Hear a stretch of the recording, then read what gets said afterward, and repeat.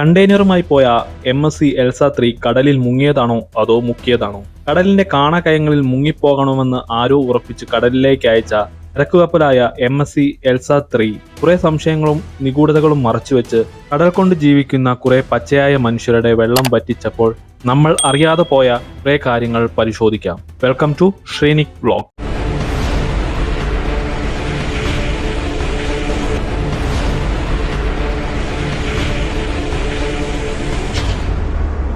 പല്ല് കൊഴിഞ്ഞ് ചാരമാകാൻ തയ്യാറെടുക്കുന്ന ഈ MSC എൽസ 3 ചരക്ക് കപ്പൽ 28 വർഷം പഴക്കം ചെന്നതാണെന്ന് നിങ്ങൾക്കാർക്കെങ്കിലും അറിയാമോ?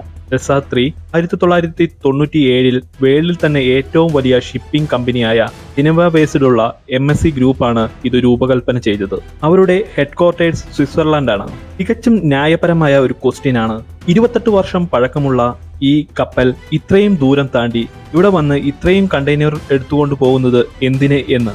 അതുപോലെ തന്നെ കപ്പൽ മുങ്ങിയപ്പോൾ ഒരാൾ പോലും അപകടത്തിൽപ്പെടാതെ 21 സാധാരണ കപ്പൽ ജോലിക്കാരെയും രക്ഷപ്പെടുത്താനായതുകൊണ്ടല്ല സംശയം.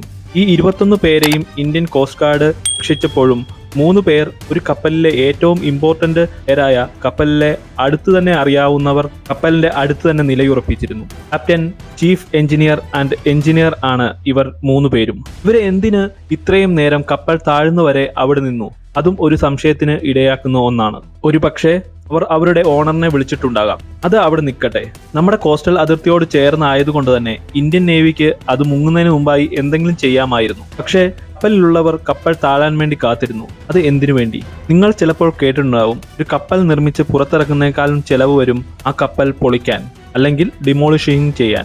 കപ്പൽ കമ്പനിക്കാർ ഈ ചിലവ് കുറയ്ക്കാൻ വേണ്ടി ആ കപ്പൽ മുക്കുന്നു. അതുവഴി അവർക്ക് നഷ്ടം നികത്താനാവും.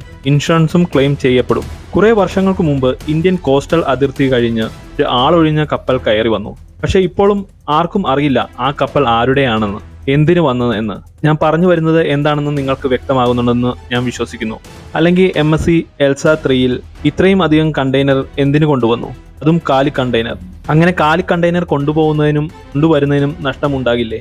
എന്തായാലും കപ്പൽ കമ്പനിക്കെതിരെ കേന്ദ്ര സർക്കാർ കേസെടുത്തെന്നാണ് അറിയാൻ കഴിഞ്ഞത്. കടൽ കൊണ്ട് ജീവിക്കുന്ന കുറെ മനുഷ്യരുടെ വയറ്റ് തടിച്ച ഈ കപ്പൽ മുതലാളിക്ക് ഇനി ആ കപ്പൽ അവിടെ നിന്ന് എടുത്തേ മതിയാവൂ. എന്നിരുന്നാലും കാത്തിരുന്ന് കാണാം. മറ്റൊരു വീഡിയോയുമായി എത്തുന്നവരെ സൈനിങ് ഓഫ്, ശ്രീനിക് വ്ലോഗ്.